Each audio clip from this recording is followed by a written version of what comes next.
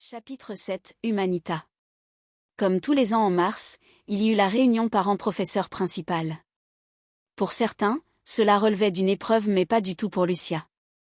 Elle recevait à chaque fois de bonnes appréciations. En s'y rendant avec ses parents, elle se dit que c'était étrange car depuis qu'elle connaissait Léo, elle ne l'avait jamais vu avec ses parents. Le souci c'est qu'elle ne pouvait pas parler de ça avec les autres au risque de créer des suspicions. Le conseil se passa comme d'habitude très bien, Lucia n'entendit rien sur les événements passés. Toutes les personnes ayant assisté à ces derniers ont conservé le silence. Quelques jours après, elle en discuta avec Léo lors d'un entraînement où il était présent. Ara venait de partir car elle avait un rapport à rendre à la Manus. Je ne te l'ai pas encore dit mais au conseil, personne n'a parlé des événements passés. Je sais mais merci de me le confirmer. Au moins là-dessus ça fait un souci en moins. Au fait, je crois ne t'avoir jamais entendu parler de tes conseils. Normal, je n'y suis jamais allée. Vu ma situation, à part avec des faux parents voilà quoi. Lucia trouva la réponse triste et elle ne chercha pas plus loin. Il était temps pour elle de se plonger dans le deuxième classeur, celui sur l'humanité. La lecture l'avait occupée durant les derniers mois avant les grandes vacances. Elle avait retenu l'essentiel. Le sommaire du classeur comportait 3 parties, une sur les groupes faisant partie de la Manus, une autre sur les pays dont les chefs d'État qui sont au courant pour la Manus et la dernière sur les humains ayant rejoint les anges déchus ou les démons déchus. Le classeur était lui aussi accompagné de différentes illustrations. Les groupes humains considérés comme particuliers encore existants sont les guerriers Hawk, les mages Bright et les sorcières d'Oro. Les guerriers Hawk sont un groupe se situant en Asie, d'environ 30 000 soldats utilisant leur force brute en la compensant avec de la magie pour améliorer ainsi leur puissance physique. De plus, ils entretiennent d'excellentes relations avec les nains. Ils font du commerce avec ces derniers depuis que les deux groupes se sont rencontrés. Cette relation a commencé pendant la période de non-appartenance des nains à la Manus en l'an 347 malgré les tensions que cette relation créait avec certains membres de la Manus. Les Hawks ont le droit depuis le retour des nains dans la Manus d'intervenir militairement pour les épauler dans la reprise de leur territoire face aux gobelins. Ce clan fut fondé en 225 après Jésus-Christ pendant la guerre des 3 royaumes. Il regroupe de puissants guerriers liés à la Manus se situant en Chine. Maintenant le groupe englobe des personnes venant de toute l'Asie et de l'Océanie. Ce groupe est décrit via une carte montrant leurs implantations et une grave montrant une intervention de ces derniers dans des mines avec des nains. À l'inverse, les mages de Brightwood misent uniquement sur la magie.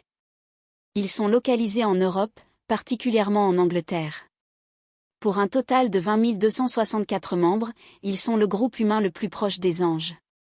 L'Académie de Brightwood fut fondée en Angleterre en 612 après Jésus-Christ, des académies annexes virent le jour dans de nombreux pays d'Europe et en Amérique du Nord.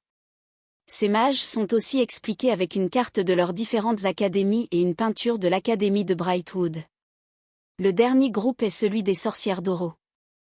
Il regroupe des femmes mais aussi des hommes ce qui n'était pas le cas à sa création. Il était à l'origine composé uniquement de femmes, d'où ce nom. Leur effectif est de 10 500 membres, celui-ci prône une communion avec la nature ce qui lui vaut d'être proche des elfes. La magie est dans ce groupe utilisée pour lutter contre les dégâts de l'humanité sur la biodiversité de la Terre tout en essayant de ne pas attirer l'attention. Le groupe existe depuis 809 ans après Jésus-Christ, il regroupe l'Afrique et l'Amérique du Sud. Ces sorcières ont aussi une carte avec leur territoire et une tapisserie montrant des femmes au milieu d'un désert avec des elfes festoyants. Pour les différentes religions certains membres sont au courant pour la Manus et font en sorte de participer un maximum à sa survie. Ces religions possèdent des forces militaires entraînées disponibles en cas de nécessité. Certains de ces soldats font même partie des forces spéciales de la Manus. Pour les religions, il n'y avait que illustrations religieuses connues. Les pays dont les gouvernements connaissent la Manus sont les suivants, ceux de l'Union européenne, les États membres de l'OTAN, les BRIC, l'Association des nations de l'Asie du Sud-Est et les pays du Maghreb. Pour les autres pays, il y a une attente au regard de leur contexte géopolitique particulier. Ces pays furent uniquement indiqués sur une carte. Pour les traîtres de la Manus connus et encore existants, il y a les Blades des assassins travaillant pour les démons déchus qui ont failli être anéantis par le démon Lukna. Ils sont les descendants d'une partie des assassins Nizarites. Ils sont représentés par un croquis du château de Masyaf avec des personnes partant de ce dernier. Ensuite les Mareg qui sont à l'origine des anciens mages de l'Académie de Brightwood. Depuis, ils ont été rejoints par de nouveaux membres issus de différents horizons et ils travaillent avec les anges déchus. Ceux-ci sont décrits par un texte de l'Académie de Brightwood indiquant l'exclusion de plusieurs membres pour trahison. Les Ferax, un ancien groupe de nobles qui ont rejoint les démons déchus. Maintenant ils ont pour but d'accéder à des places importantes pour influencer d'autres êtres humains afin de favoriser les démons déchus. Eux, ont un tableau montrant une poignée de main entre un Ferax et un démon déchu. Pour terminer les Krolls qui sont des informateurs suivant les ordres des anges déchus. Ils regroupent une multitude de personnes. Ce groupe a la particularité de ne pas avoir de réelles origines connues à l'inverse des autres.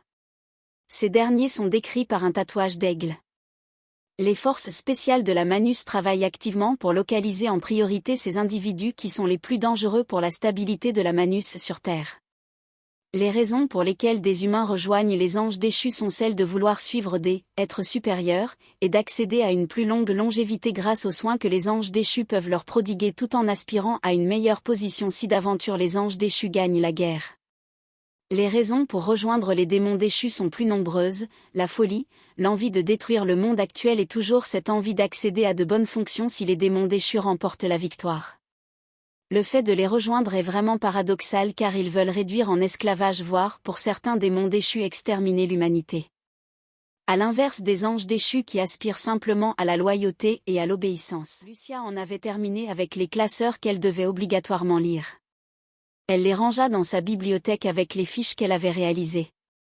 Elle prit ces dernières en photo et une en particulier qui regroupait les diverses questions qu'elle souhaitait poser. On arriva ensuite doucement mais sûrement en mai. Durant cette période, il ne se passa rien d'aussi extravagant que les derniers événements. Lucia continuait ses entraînements avec Ara et elle ressentait une nette différence depuis le pacte passé avec Léo. Ara avait même fait passer un test à Lucia. Aujourd'hui, je veux que tu fasses apparaître à chacun de tes doigts un sort comme ce que Léo t'avait montré. Donc, tu vas en premier faire apparaître les 5 magies sur ta main droite puis ta main gauche puis sur les 2 mains. Lucia ferma les yeux en maîtrisant sa respiration avec une série de 3 longues inspirations et expirations. À la fin de la 3e, elle ouvrit les yeux rapidement et fit apparaître les 5 sorts sur sa main droite. Elle les fit ensuite disparaître pour réapparaître sur celle de gauche en les faisant ensuite disparaître et apparaître sur ses 2 mains. Le tout du premier coup. Ara fut extrêmement surprise. Le jeu. Comment dire? Juste très bien. Même mieux que ce que j'aspirais. Je vais en informer directement Léo. Ça va lui faire plaisir et apaiser certaines personnes, dit Ara avec excitation. Ces mots rassurèrent Lucia qui était un peu angoissée suite aux informations qu'elle avait obtenues sur son retard. En mai, une semaine avant son anniversaire, Lucia reçut un message d'Héloïse. Salut Lucia, j'espère que tu vas bien. Pour ton anniversaire la semaine prochaine, je sais que l'année dernière on l'avait fait chez moi, j'en ai discuté avec les autres et désolé mais on n'est pas trop chaud pour le faire suite à tous ces événements. Il nous faudra encore un peu de temps avant de pouvoir passer un bon moment tous ensemble. Lucia fut un peu triste par ce message mais joua le jeu en répondant. Salut oui ça va, je comprends moi aussi je préfère qu'on ne fasse rien actuellement. On verra plus tard, peut-être après le baccalauréat, émoticône, clin d'œil. Cela surprit Lucia même si tout s'était bien passé depuis la prise d'otage, il est normal que les autres avaient encore du mal avec les événements passés.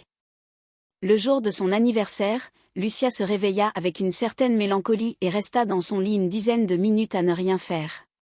Elle décida de se lever quand même pour prendre son petit déjeuner. En passant dans le salon, elle vit sur la table 3 paquets cadeaux. Elle avança vers eux tout doucement et vit un mot écrit par sa mère. Ces cadeaux viennent de Ara pour celui en rouge, Léo pour celui en bleu et le dernier qui est offert par la Manus de couleur blanche. Bisous à tout à l'heure. Ses parents étaient comme chaque dimanche partis au marché faire des courses. Lucia commença par celui de la Manus. Elle ouvrit le paquet cadeau. À l'intérieur, il y avait 2 anneaux avec un mot qu'elle lut directement. Bonjour Merlin, je me présente Peter Harrison. Je suis actuellement le représentant humain pour la Manus. Ce poste vous reviendra de droit plus tard, en attendant voici un présent de la Manus. Les 2 anneaux sont infusés de haute magie, ils sont des prototypes viables d'une future ressource pour la Manus. Cette création a été permise par l'effort de tous les groupes de la Manus grâce à leurs compétences. Pour l'instant laissez-les comme tels, Léo et Hara vous expliqueront leur fonctionnement. Bon anniversaire, Peter Harrison. Les deux anneaux étaient à première vue plutôt simples, de couleur argentée, sans motif et sertis d'une pierre de couleur rouge pour l'un et bleu pour l'autre. Le plus étrange était l'absence de ressenti magique pour Lucia vis-à-vis de ses anneaux. Elle passa au cadeau d'Hara. Celui-ci contenait des gants de haute couture en cuir blanc. Hara avait aussi mis un mot. Salut Lucia, ces gants te seront utiles plus tard.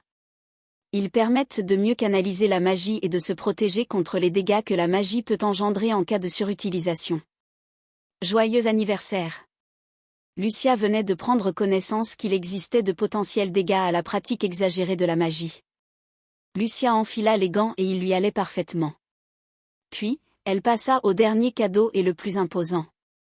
Celui de Léo. Elle le déballa à toute vitesse et vit un bâton. Il était verni de couleur noire, agrémenté de liserés d'or, orné d'une armature en fer se terminant par un cercle avec un diamètre d'environ 50 cm. Sur le cercle pendaient des bouts en métal représentant différents arbres. La taille totale du bâton était d'environ 2 mètres. Léo avait lui aussi écrit ces quelques mots. Bonjour Lucia, je te souhaite bon anniversaire, j'espère qu'il s'est bien passé. Voici de ma part un bâton magique, il fut confectionné par une mage réputée suite à ma commande. Pour information, les bâtons magiques permettent de canaliser la magie en un point et ainsi tirer un puissant sort. Celui-ci est très résistant, on peut donc se battre sans problème au corps à corps en cas de besoin. Pour tous les cadeaux provenant de la Manus, d'Hara et de moi auront leur utilité lorsque tu auras rejoint l'académie. Lucia s'empressa de monter les différents cadeaux dans sa chambre et de les ranger soigneusement. Elle prit son téléphone pour remercier Léo et Hara. Salut Hara. Je te remercie pour ton cadeau, ça me fait extrêmement plaisir. De plus, les gants sont magnifiques, émoticône, clin d'œil. Merci Léo pour ton cadeau. J'aime bien le style du bâton, émoticône, sourire. Tu peux remercier Harrison de ma part et lui dire que j'ai hâte de le rencontrer. Merci, émoticône, clin d'œil. Salut, tant mieux qu'il te plaise. J'ai toujours bon goût, émoticône, sourire, répondit Hara. De rien, c'est normal. J'envoie un message à Peter, ça va lui faire plaisir. J'ai discuté avec ta mère aujourd'hui. La semaine prochaine on commence les révisions pour le baccalauréat ensemble, répondit Léo. Le dimanche suivant était donc pour Lucia le premier jour de révision avec Léo. Cette période allait se renouveler tous les dimanches durant un mois. La sonnette de la maison retentit à 14 heures et le père de Lucia ouvrit la porte. Léo discuta rapidement avec les parents de Lucia. Lucia descendit dans le salon pour accueillir Léo. Salut, Léo, ça va? Oui, on ne perd pas de temps, on monte. Lucia comprit que cela embêtait Léo mais il n'avait pas le choix pour satisfaire les parents de Lucia.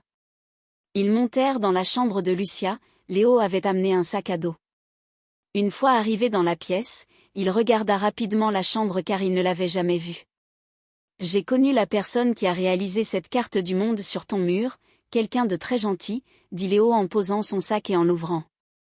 Il y avait des fiches sur certains cours où Lucia avait une moins bonne moyenne que Léo, la philosophie, les travaux pratiques en sciences, le latin et les langues vivantes choisies par Lucia qui étaient l'anglais en langue vivante 1 et l'espagnol en langue vivante 2. Léo lui tendit les fiches en disant.